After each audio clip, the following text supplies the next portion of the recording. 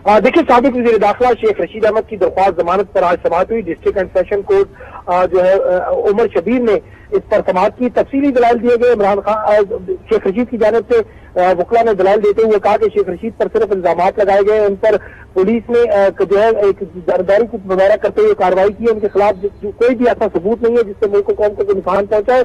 और ताहम अदालत ने दलाइल सुनने के बाद फैसला महफूज किया था, जिससे अब से कुछ देर कबल सुनाते हुए अदालत ने शेख रशीद की जमानत बाद गिरफ्तारी की दरख्वास्त है उसे मुस्तरद कर दिया है। जुडिशल मजिस्ट्रेट उमर शबीर ने महफूज शुदा फैसला सुनाते हुए शेख रशीद की दरख्वास्त जमानत मुस्तरद कर दी है। जी आसिफ नवीद, बताइएगा जमानत मुस्तरद करने के लिए क्या अब उसके ऊपर वजह लगाई गई है? देखिए, अभी मुख्तसर क्योंकि फैसला जारी हुआ, तहरीरी फैसला और तफसीली फैसला जारी होगा जिसमें तमाम तर तफसीलात अदालत आगाह करेगी। उसमें वो रीजन भी दी जाएंगी जिसकी बुनियाद पर उनकी जमानत मुस्तरद की गई है। ताहम जो अदालती दलाइल थे उसमें तो भरपूर अंदाज में इलेक्शन कमीशन ने भी अपना दिफा किया और उनका ये कहना था कि इनकी अभी जमानत नहीं दी जानी चाहिए। ताहम दूसरी जानब अगर हम बात करें तो जो उनके वकला थे उनकी जानिब से भी दलाइल दिए गए और उन्होंने कहा कि शेख रशीद को बेबुनियाद और मनगढ़ंत मुकदमे की बुनियाद पर उनको अदालत में रखा गया और एक ऐसी दरख्वास्त पर उनके खिलाफ कार्रवाई की गई है जो बराह रास्त आसिफ अली जरदारी से मुंसलिक नहीं बल्कि उनके कारकुन की जानिब से दी गई है। अगर आसिफ अली जरदारी खुद इनके खिलाफ दरखास्त देते तब भी कार्रवाई बनती थी। उनके वकला का यह भी कहना था कि पुलिस के सामने अगर कत्ल भी हो जाए तो पुलिस अब खुद कार्रवाई नहीं कर सकती, अब खुद FIR दर्ज नहीं कर सकती। उसके लिए मुद्दई मुकदमा का होना जरूरी है। इस केस के अंदर मुद्दई मुकदमा बराह रास्त वो शख्स नहीं है जिसको नुकसान पहुंचाने की जिसकी इज्जत को नुकसान पहुंचाने की बात की गई है। ताहम दलाइल सुनने के बाद अदालत ने फैसला महफूज किया था और जो शेख रशीद के वकला है उनका मौकफ तस्लीम नहीं किया और इलेक्शन कमीशन या प्रोसिक्यूटर का जो मौकफ है उसको तस्लीम करते हुए उनकी जो जमानत दरख्वास्त है उसको मुस्तरद कर दिया है। ताहम अभी इसकी रीजन और इसकी जो तफसीलात है अब से जब कुछ देर बाद तहरीरी फैसला और तफसीली फैसला जारी होगा उसके अंदर तमाम तर तफसीलात और जो उसकी वजूहात है उसको उससे आगाह किया जाएगा। ठीक है, आसिफ ये बताइएगा कि वकला का आप क्या कहना है, अब क्या लाएअमल अपनाया जाएगा? क्या सुप्रीम कोर्ट में जाने का कोई फैसला किया गया है? देखें, जब तक तफसीली और तहरीरी फैसला जारी नहीं होता उस वक्त तक इनके पास कोई ऑप्शन नहीं है, लेकिन जो ही तहरीरी फैसला जारी होगा तो यकीनन सेशन कोर्ट में अपर कोर्ट है उसमें इनकी दरख्वास्त जमानत दारी है। जुडिशल मजिस्ट्रेट को लगाई गई थी, अब सेशन जज को अदालत को रिक्वेस्ट की जाएगी कि वो नजरसानी की जाए और उनका जो मौकफ है उसको एक दफा फिर दोहराया जाएगा और अपने मौकफ को नए अंदाज में बताइएगा कि जो मुख्तसर फैसला सुनाया गया है इसमें सिर्फ जमानत के मुस्तरद होने के हवाले से बताया गया है या दीगर भी कुछ तफसीलात हैं? देखिए, अभी तक तफसीलात क्योंकि मुख्तसर फैसला जब भी अदालत इस हवाले से फैसला ही सिर्फ इस बात का महफूज किया गया था कि उनकी जमानत होगी या नहीं होगी, इस हवाले से ही आज दलाइल दिए गए थे। ताहम अदालत ने 3 बजे सुनने के बाद फैसला महफूज किया था। तो अभी मुख्तसर जो अदालती फैसला है वो यही आया है कि जो उनकी दरख्वास्त थी जमानत की बाद गिरफ्तारी उसको मुस्तरद किया जाता है। तफसीलात जो है अदालत बाद में बताएगी कि किन बुनियाद पर उनको जमानत नहीं दी जा रही, क्योंकि अदालत जब अपना तहरीरी जारी करेगी उसके मंदरजात को देखते हुए जो वकला है वो अगला लाएअमल तय करेंगे। अभी बड़ा अपर फोरम है, सेशन कोर्ट है, सेशन कोर्ट के बाद हाई कोर्ट, यकीनन हाई कोर्ट का दरवाजा कब तक आने का इम्कान है? देखिए, ये अदालत पर इंसार है लेकिन उमूमी तौर पर अदालत बाद तो उसी दिन जारी कर देती है, लेकिन यह भी अदालत की पर इंसार है कि वो किस वक्त जारी करती है, क्योंकि 4 बजे तक अदालती वक्त है।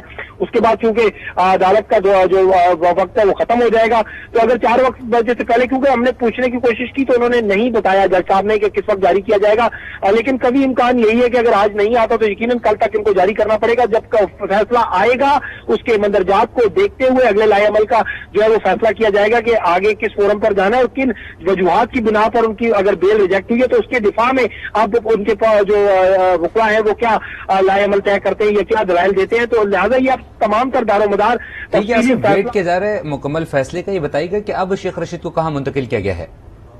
देखिए, इस वक्त शेख रशीद जो है वो अडयाला जेल में मौजूद है और उनको जुडिशल मजिस्ट्रेट ने जो है जेल भेजने के अहकाम जारी किए थे। उसके बाद फौरी तौर पर उनको जेल भिजवा दिया गया था। इस वक्त वो जेल में, चूंकि जिस वक्त जमानत की दरख्वास्त दायर होती है उसमें मुलजिम का पेश होना लाजमी नहीं होता, उनके वकला उनका नुमाइंदा आकर पेश होते हैं, वकला दलाइल देते हैं। ताहम जिस तरह की आज बड़ी पुलिस की जानिब से उनकी दोबारा राहदारी रिमांड की सदा की गई, अगर उस रिमांड पर कार्रवाई होती और अगर उस पर जो है समाअत होती तो यकीनन जब राहदारी रिमांड या रिमांड की बात होती तो उस वक्त मुलजिम को पेश किया जाता तो मुल्ज़िम को पेश किया जाता, लेकिन क्योंकि वो दरख्वास्त मुस्तरद हो गई थी, अब सिर्फ और सिर्फ अदालत के पास एक ही दरख्वास्त ज़ेर समाअत थी, वो उनकी जमानत की थी। उस मौके पर उनको पेश करना लाजमी नहीं था, तो लिहाजा इस वजह से पेश नहीं किया गया और उनकी गैर मौजूदगी में उनके वकला ने जो है उनका केस का दिफा किया, लेकिन अदालत ने उनके दलाइल तस्लीम नहीं किए।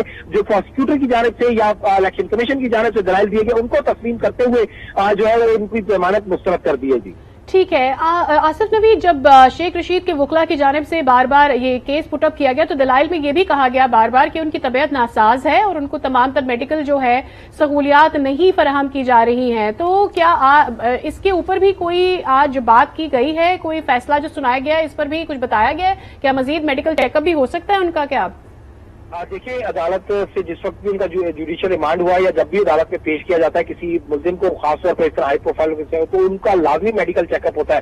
जिस वक्त तो यहाँ पर उनको पेश किया गया था तब भी मेडिकल चेकअप हुआ था, जब उनको यहाँ से लेकर गए थे तब भी मेडिकल चेकअप हुआ था, और जब जो जेल गए वहां पर भी उनका मेडिकल चेकअप हुआ। तो आप वहां पर जेल में तो मेडिकल की सूरत मौजूद है। उन्होंने जिस वक्त वो गुज़श्ता समाअत पर यहाँ पर अदालत में मौजूद थे तो उन्होंने इल्जाम आयद किया गया था कि उन पर उनके साथ सख्त रवैया अपनाया गया, उनको हाथ बांधे गए, हाथ बांधने से उनके हाथों और पैरों से खून निकला है, जिस पर अदालत ने फौरी तौर पर इस्तफसार किया कि आपके हाथों पर खून दिखाई नहीं दे रहा, तो जिस पर उन्होंने कहा कि मैंने अब खून साफ कर दिया। उन्होंने कहा अगर खून निकलता तो यकीनन इतनी जल्दी साफ नहीं होता।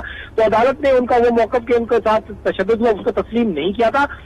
जिस वक्त भी चाहे कोई मुल्जिम अपना मेडिकल की दरख्वास्त देकर, उनके वकला दरख्वास्त देकर उनका मेडिकल करवा सकते हैं, लेकिन जो तहरीरी और तफसीली फैसला आएगा उसमें यकीनन जो उनके वकला ने ये पॉइंट उठाया था, इस हवाले से भी अदालत अपनी कोई हदायत या हुक्मनामा जारी करेगी कि उनका दोबारा से मेडिकल चेकअप करवाया जाए। लेकिन वो मेडिकल चेकअप यकीनन जो है वो कोर्ट में ही होगा, अदालत जेल में ही होगा, क्योंकि वहां पर न सिर्फ डॉक्टर की सूरत मौजूद है, तिब्बी अमला भी वहां पर मौजूद है। अलबत्ता अगर कि उनको ज्यादा कोई उनको जिस तरह के हार्ट या कोई और मसला होता है तो उसके लिए उनको अस्पताल मुंतकिल किया जाता है, लेकिन अभी तक ऐसी कोई बात अदालत में नहीं की गई कि उनकी जान को कोई खतरा है या जानलेवा कोई बीमारी उनको लाक है। यही बताया गया था कि वो जख्मी है, उनके जख्मों को जो है वो जख्म लग गए थे उनके दौरान हिरासत, उस पर यकीनन अदालत अपना कोई हदायतनामा या हुक्मनामा जारी करेगी कि उनका दोबारा मेडिकल चेकअप करवाया जाए या उनको बर वक्त तिब्बी इमदाद हर मौके पर जब वो चाहे उनको फराम की जाए, तिब्बी इमदाद उनको मौके पर फराम की जाए। आसिफ ये भी बताएगा कि आज सुबह जो है वो मरी पुलिस ने भी राहदारी रिमांड के लिए दरख्वास्त दी थी जो कि खारिज कर दी गई थी अदालत की जानिब से, तो सिंध पुलिस भी वहां पर मौजूद थी। सो क्या अब दोबारा भी उनकी तरफ से शेख रशीद की हवालगी के हवाले से दरख्वास्त दी जाने के इम्कानात हैं? देखिए, नहीं, वो तो अदालत ने क्लियर कर दिया कि एक ही मुकदमे में जो एक ही नौयत के जो इल्जाम है उस पर मुख्तलिफ दफात दर्ज, मुख्तलिफ शहरों में दफात मुकदमा दर्ज नहीं हो सकते, तो लिहाजा वो उनका जो बुनियाद है वो गैर मौसर हो गई है। तो लिहाजा अब उनको हवालगी के लिए यकीनन दोबारा दरख्वास्त तो कोई भी दे सकता है, अदालत को दोबारा दरख्वास्त की जा सकती है प्रॉपर फोरम के तहत। देखिए, आज भी जिस तरह हमारी पुलिस ने हवालगी का मुतालबा किया तो जज जो जुडिशियल मजिस्ट्रेट है उन्होंने कहा कि ये मुतल्लिका फोरम ही नहीं है, यहाँ पर आपकी दरख्वास्त बनती नहीं, मैं तो सिर्फ दरख्वास्त जमानत पर जो समाअत के लिए यहाँ पर मौजूद हूँ। अगर आपने इस हवाले से हवालगी की राहदारी रिमांड के लिए दरख्वास्त देनी है तो सेशन कोर्ट में दे, वो अगर मार्क करते हैं जिस जज को वो इस दरख्वास्त को सुनेगा। ताम अब उनकी चूंकि यहाँ से दरख्वास्त मुस्तरद हो गई थी और अब यकीनन वो उनके पास एक फोरम बैठता है कि वो सेशन कोर्ट में जाकर दरख्वास्त दें और वहां से रिलीफ लें। जो उन्होंने मुतल्लिका अदालत से जुडिशियल मजिस्ट्रेट से रिलीफ लेने की कोशिश की थी उसको नहीं मिला, उसकी दरख्वास्त मुस्तरद कर दी गई, क्योंकि अदालत ने बरबला इस बात का इज़हार किया था कि जो ये फोरम है ही नहीं जिस पर आप राहदारी रिमांड के लिए आए हैं। तो लिहाजा अगर आपको लेना तो प्रॉपर प्रोसेस को अडॉप्ट करते हुए आप अपना जो है वो इसका रिमांड हासिल करें। जी ठीक है। आसिफ नवी, ये भी बता दीजिएगा कि क्या चूंकि आज वकला ने ही फैसला जब आज महफूज करके सुनाया गया तो वकला ने ही ये फैसला रिसीव किया है, अब क्या शेख रशीद के वकला की जानिब से कोई मीडिया टॉक मुतवक्किल है जिसमें आइंदा के लाएअमल के हवाले से आगाह किया जाएगा?